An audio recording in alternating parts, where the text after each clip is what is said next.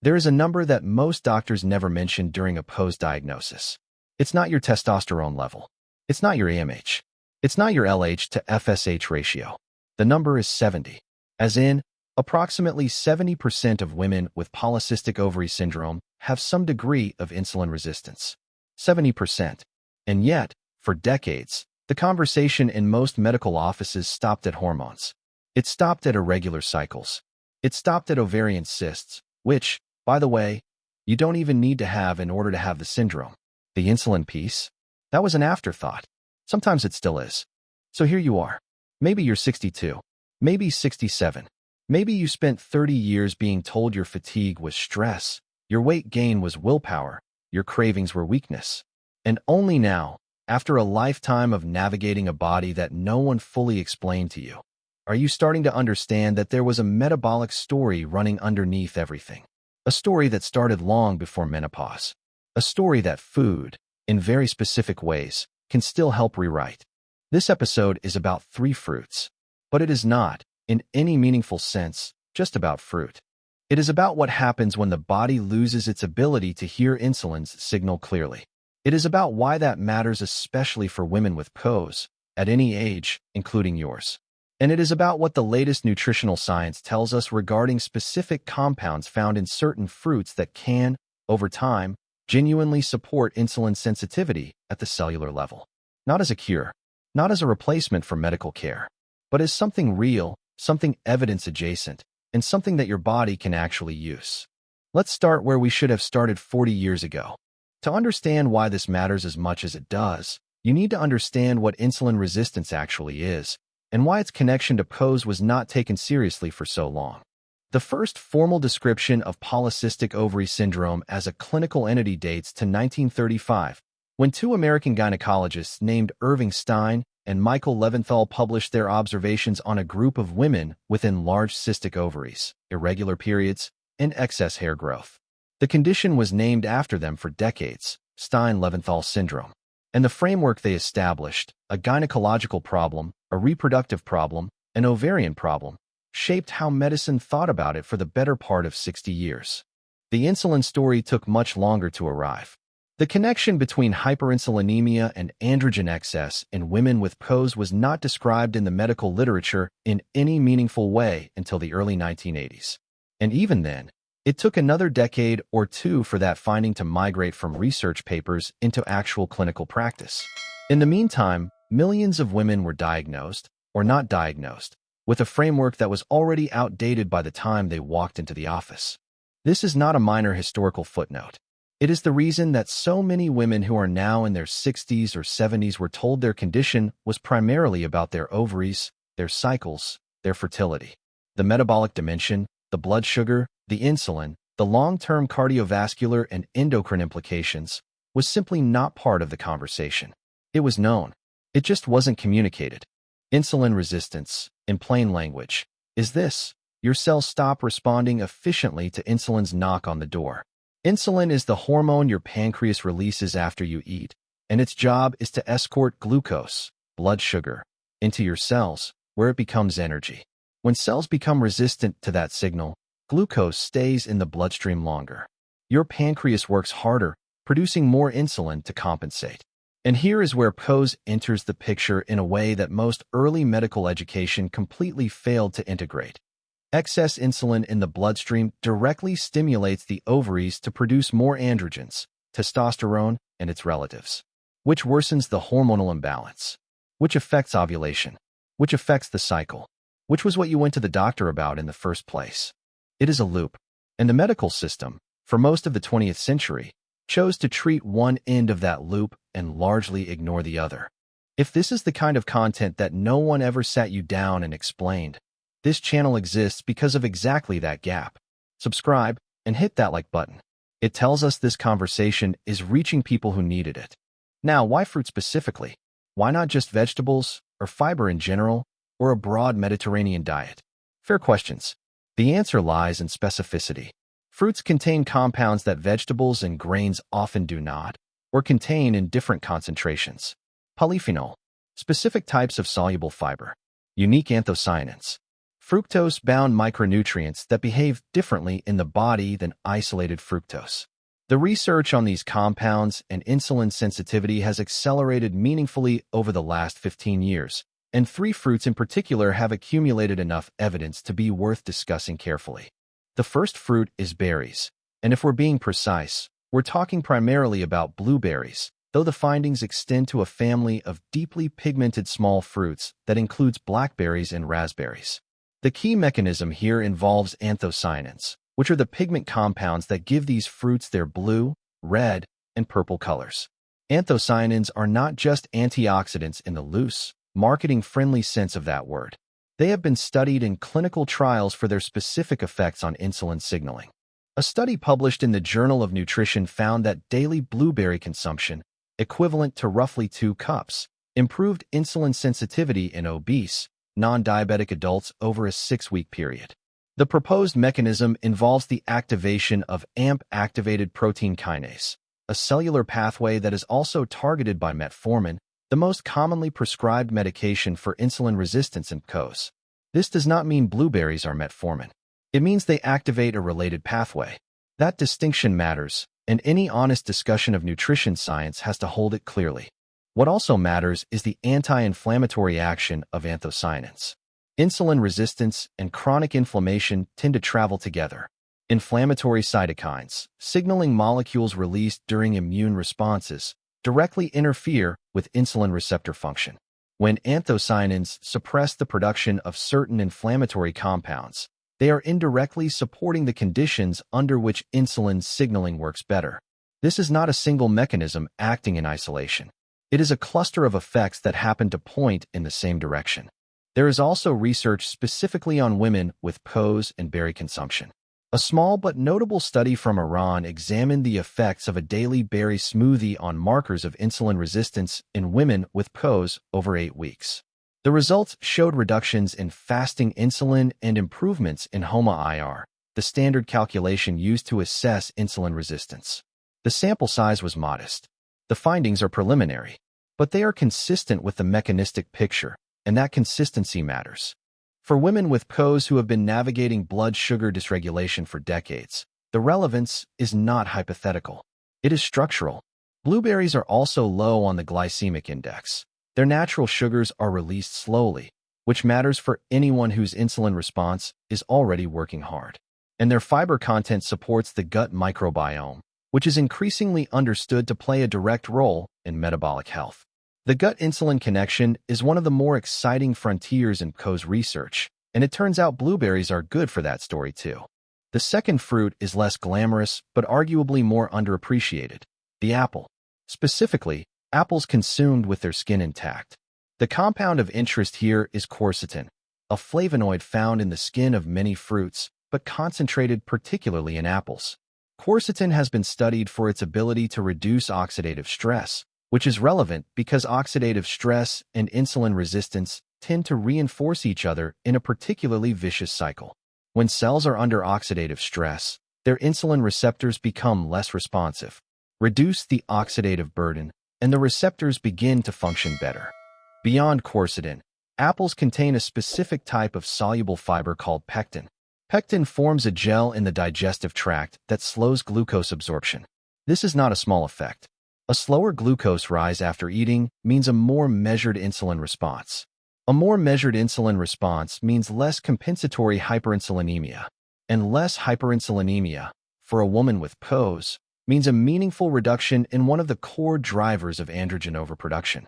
An apple is doing more metabolic work than its humble reputation suggests.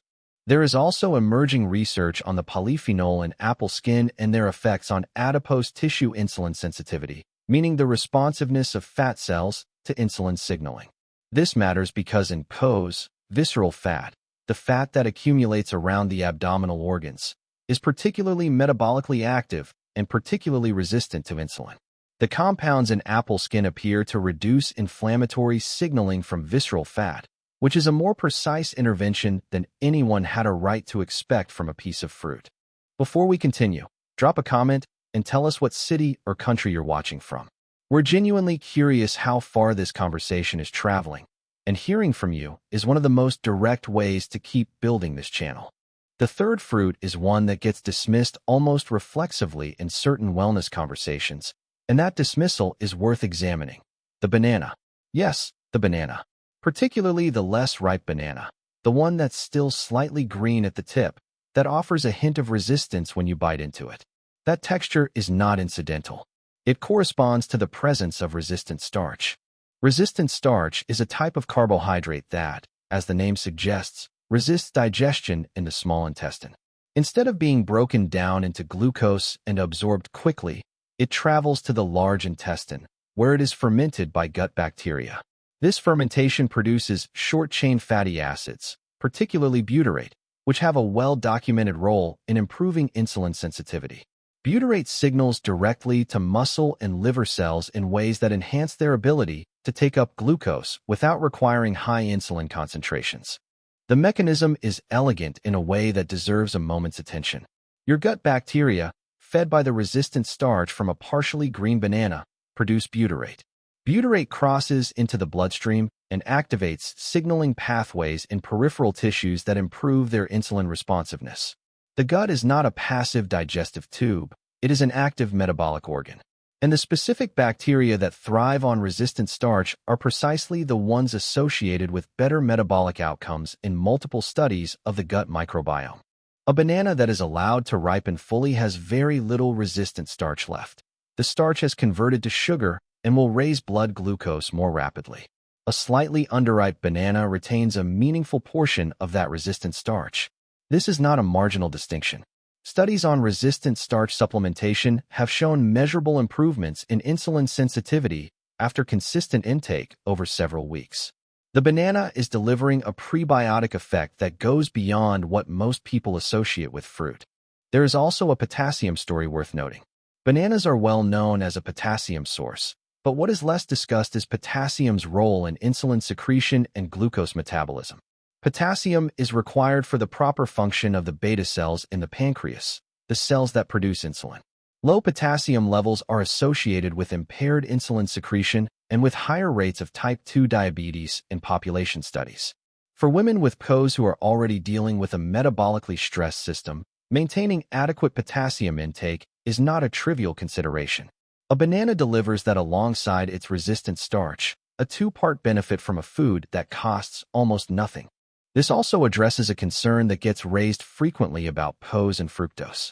The common worry is that all fruit raises blood sugar, that the sugar in fruit is inherently problematic for insulin resistance. This concern conflates different things. Whole fruit is not the same as fruit juice or added fructose in processed foods, or high fructose corn syrup. In whole fruit, the sugar is bound within a cellular structure that slows its release, accompanied by fiber that further moderates absorption, and surrounded by polyphenol and micronutrients that have independent metabolic benefits. The research on whole fruit consumption and insulin resistance is largely favorable, not because fruit is a medication, but because the matrix it comes in matters as much as the sugar content.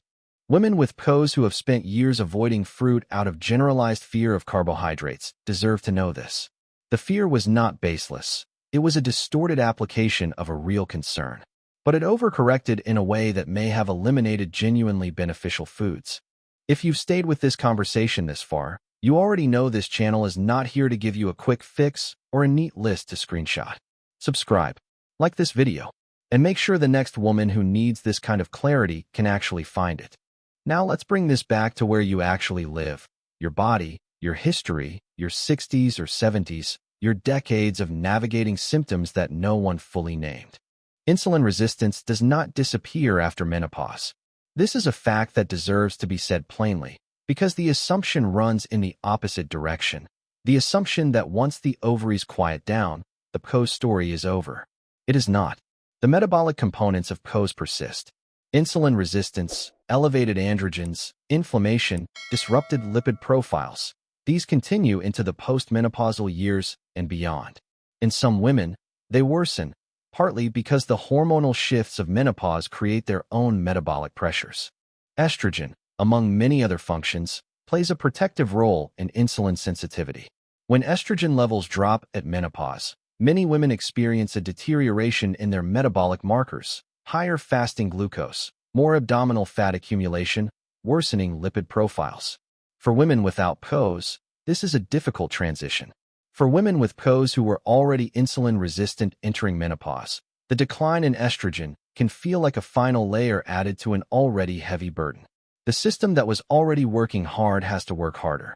What this means practically is that the dietary interventions that support insulin sensitivity are not just relevant before the reproductive years end. They are arguably more relevant afterward. The postmenopausal body needs more support for metabolic regulation, not less. And yet the nutritional guidance given to older women has historically been built around different priorities: calcium for bones, sodium for blood pressure, calories for weight management. Insulin sensitivity as a specific, ongoing concern for postmenopausal women with a PCOS history has been dramatically underdiscussed. The three fruits in this episode are a small but real contribution to that discussion. They are not the whole answer. Sleep matters for insulin sensitivity, and if you have spent decades with disrupted sleep, often a feature of unmanaged PCOS, that history is in your body. Movement matters, and the specific kind of movement that improves muscle insulin sensitivity, which is resistance training and moderate aerobic exercise, is available to you regardless of age. Stress management matters. Cortisol is a counter-regulatory hormone that raises blood glucose, and chronic stress is chronic insulin pressure. But food is where most people can start. Today, without a prescription, without a referral, without waiting for a medical system that has already made you wait long enough. What this means for you, concretely, is that the interventions that would have helped at 30 are still relevant at 65. The pathways are still there. The receptors are still there. The cellular machinery that responds to anthocyanins, to quercetin, to resistant starch, it does not age out of function. It may be slower. It may require more consistency, but it is not gone. Research on dietary interventions for insulin resistance in older women is more limited than it should be. Older women have been dramatically underrepresented in nutritional studies for most of the past half-century. But the mechanistic evidence, the understanding of how these compounds interact with cellular pathways, does not suggest that the benefits would evaporate with age. If anything, the anti-inflammatory properties of these foods become more relevant as chronic low-grade inflammation increases with age, as it does in most people, and as it does particularly in women with unaddressed PCOS. There is also something that matters beyond the biochemistry, and it is worth naming. For a woman who spent 30 or 40 years being told that her body was the problem, that she was eating too much, exercising too little, that her symptoms were vague or psychosomatic or a consequence of poor choices, discovering that there was a specific, nameable, documented mechanism underlying all of it is not a small thing.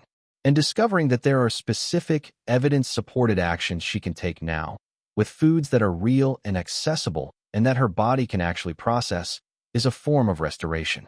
Not of lost years, those cannot be returned, but of agency, of the sense that the relationship between what you eat and how your body responds is something you can understand, influence, and participate in. That is not nothing. For many women, it is close to everything. The three fruits discussed here, blueberries and their deeply pigmented relatives, apples consumed with their skins, and slightly underripe bananas, are not a protocol. They are not a prescription. They are three examples of what it looks like when whole foods and metabolic biology actually align, when the evidence points in a direction that is also practical, affordable, and achievable without a clinical trial enrollment or a new medication. They are also three examples of a larger principle, that the foods most beneficial for insulin resistance are usually the ones that slow things down. Slow glucose absorption, slow inflammatory signaling, slow the cycle of hyperinsulinemia that has driven so much of the hormonal chaos of PCOS. Speed was never the body's friend in this condition. What the body needed was a slower, more deliberate metabolic conversation. You can start that conversation today, with breakfast if you want, with a handful of blueberries over plain yogurt, or an apple kept whole and unpeeled, or a banana chosen before it turns fully yellow. These are not dramatic gestures, but they are informed ones. And there is a difference, a meaningful, hard-won difference, between eating without knowing and eating with understanding. That difference is what this channel is for. The medicine missed you. The research ignored you. The system was built around assumptions that did not include your experience. All of that is true, and none of it changes today. What changes today is what you know. And what you know now about insulin, about anthocyanins, about resistant starch, about the metabolic architecture of a condition you may have carried for 60 years without its real name, is yours. No one can take that back.